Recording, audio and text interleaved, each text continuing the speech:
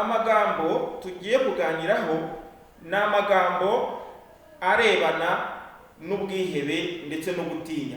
Muri iyi minsi abantu benshi bafite ubwihebe, abantu benshi baratinya, ariko se ni ibiki bibatinyisha? Reka rero dusome ijambo ry'Imana twumve icyo ritubwiraho. Ijambo ry'Imana rifite igisubizo. Haleluya. Nshuti mwene data, reka dusome rero amagambo ari muri Bibiliya mu gitabo cy'umuhanuzi Yesaya, ibice byaho 41 ku murongo wa 10. Haranditse ngo, ntutinye kuko ndi kumwe nawe, ntukihebe kuko ndi Imana yawe. Haleluya. Imana ishimwe kandi Imana ihabwe icyubahiro. Nshuti rero bakunzi b'Umukiza Gospel, bari impande n'impande, ndabashuhuje. Kristo Yesu ashimwe. Imana nibaha umugisha kuko muje gukurikira uyu muyoboro ubagezaho ijambo ry'Imana. Reka rero dukomeze kuba turi kumwe muri aka kanya, tunezererwe n'ijambo ry'Imana. Aya magambo rero, hano muri aya magambo harimo amagambo abiri y'ingenzi. Ijambo rya mbere ravuga ngo ntutinye, irya kabiri ravuga ngo ntukihebe. Haleluya. Reka rero turebe ubundi aya magambo asobanuye iki. Gutinya ni ukugira ubwoba cyangwa se impungenge z'ikintu, impungenge z'umuntu cyangwa impungenge z'ikibazo. Ukagira ubwoba ukavuga uti iki kibazo byanga bikunze ntabwo kinsiga amahoro, iki kibazo gishobora kuzatuma ntagaciro cyangwa se kikanatuma niyahura. Rero ibyo ngibyo bigatuma uba wacika intege ukiheba. Rero buriya umuntu abanza gutinya, ariko nanone hano hari andi magambo avuga ngo ntukihebe. Ntukihebe. Buriya kwiheba ubundi bisobanura gucika intege cyane, kubura icyizere cy'ubuzima, ndetse no kutizera yuko byanga bikunze ibintu washyize ku murongo uzabigeraho. Rero hari ibintu biranga nk'umuntu wihebye, cyane cyane nk'umuntu umaze iminsi akora nk'ibizamini agatsindwa. Mwene uwo muntu akenshi ariheba. Umuntu nawe ukora bizinesi, yayikora ubwa mbere bizinesi ikanga, akongera akagerageza ubwa kabiri agashora, bizinesi ikanga, ubwa gatatu bizinesi ikanga, akageraho akumva arihebye, akavuga ati n'ubundi umenya ubuzima bwo gukora bizinesi ntazabushobora. Ukumva urihebye, ntuzongera no kubikora, ukumva isi ikurangiriyeho.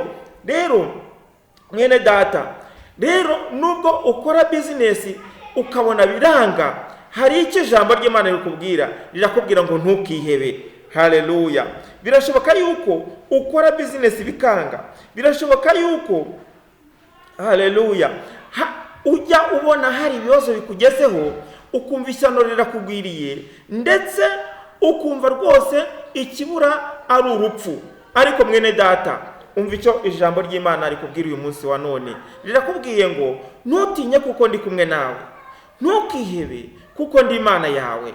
Mwene data, hari ibintu byinshi bikwihebesheje. Abantu muri iyi minsi babaye ibyihebe ku buryo ndetse nta n'ikintu batinya gukora kugira ngo bagere kuri iki ngiki. Ariko uyu munsi wa none, haleluya, nkuzaniye ijambo ryiza rikubwira ngo ntutinye. Nubwo ibyo byose bimeze gutyo bikwihebesha, nubwo hari ibigutera ubwoba, ariko hariho amakuru meza yuko Yesu, haleluya, Yesu ashobora byose. Yesu afite igisubizo cy'ikibazo wibaza. Yesu Kristo arahari kugira ngo akuruhure, arahari kugira ngo akwikorerere iyo mitwaro. Ubwo bwihebe ufite, Yesu arahari kugira ngo akuruhure. Imana iguhe umugisha mwene data. Haleluya. Nanjye hari igihe nigeze kugeramo numva ndihebye. Icyo gihe nari mfite ubukwe. Ariko icyo gihe nari mfite ubukwe, nagize ikibazo cy'amafaranga, ageze aho ndavuga nti byanga bikunze ubukwe ntabwo nzabushobora. Hari umuntu wigeze kuvuga ati nushaka kubona Satani agenda n'amaguru, uzategura ubukwe, kuko burya Satani yanga ubukwe cyane. Icyo gihe haburaga nk'iminsi nk'itatu ngo ubukwe bube, ariko nta mafaranga nari mfite, ariko nizera Imana, haleluya, nikomeza ku Mana, haleluya. Buriya ibintu byinshi bitubaho tukiheba, buriya nuko tuba tutikomeje ku Mana. Iyo wikomeje ku Mana ukayinambaho, Imana nayo irakurwanirira, haleluya. Iyo wikomeje ku Mana, imiyaga ikaza, imiraba igahuha, ugakomeza ukavuga uti sinzareka Yesu wanjye nzamuhamya, nzakomeza nyiranuke nk'uko Yobu yabikoze, haleluya. Yesu nawe araza agahagarara mu ruhande rwawe, haleluya. Ndibuka yuko byageze ubwo bwagomba kuba kuwa gatandatu, ariko kuwa kane nta mafaranga nari mfite. Kuwa gatanu, haleluya, haleluya, kuwa gatanu nibwo Imana yatangiye kunyiyereka, haleluya.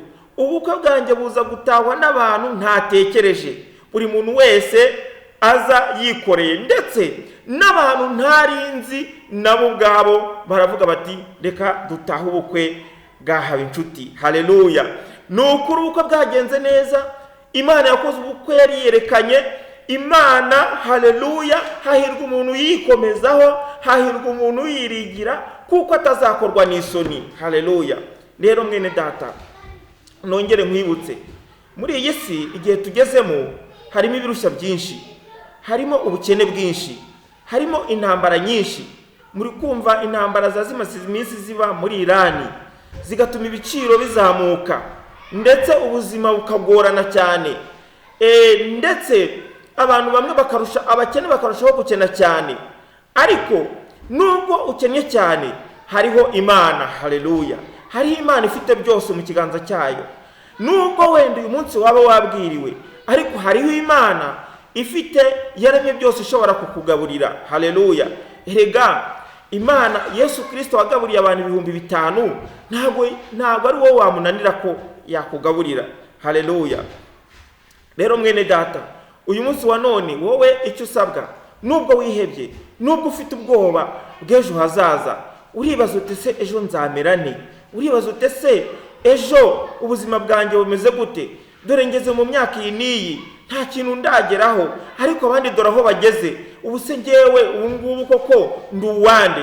Mwene data, urabura ikintu kimwe, gutera intambwe imwe ukizera Yesu, haleluya. Uyu munsi wa none niwumva ijwi ry'Imana ntiwinangire umutima, kuko Yesu aragushaka, aragukeneye kugira ngo, haleluya, akugirire neza. Usibye iby'uyu munsi, Yesu we araprojectinga n'ibyo mu gihe kizaza, haleluya. Erega na nyuma y'ubuzima hari ubundi, kandi Yesu yaravuze ngo, haleluya, ngiye mu ijuru kubategurira hanyu, kugira ngo ahomba namwe abariho muzaba. Rero abantu bizera Yesu Kristo, haleluya, muri iyi si Yesu Kristo, haleluya, abagirira neza, ariko kandi abateguriye n'ubwami bwo mu gihe kizaza, mukazimana nawe ingoma. Uyu munsi wa none rero ndagira ngo, haleluya, uyu munsi wakire ingoma ya Yesu Kristo. Muri uyu munsi wa none wongere wakire agakiza gaturutse ku Mwami Imana. Yesu aragukunda. Yesu ateze amaboko akubwira ngo, wowe urushye, wowe uremerewe, wowe wihebye, wowe utinya, ngwino nkuruhure, haleluya. Erega Yesu ni byose kumufite.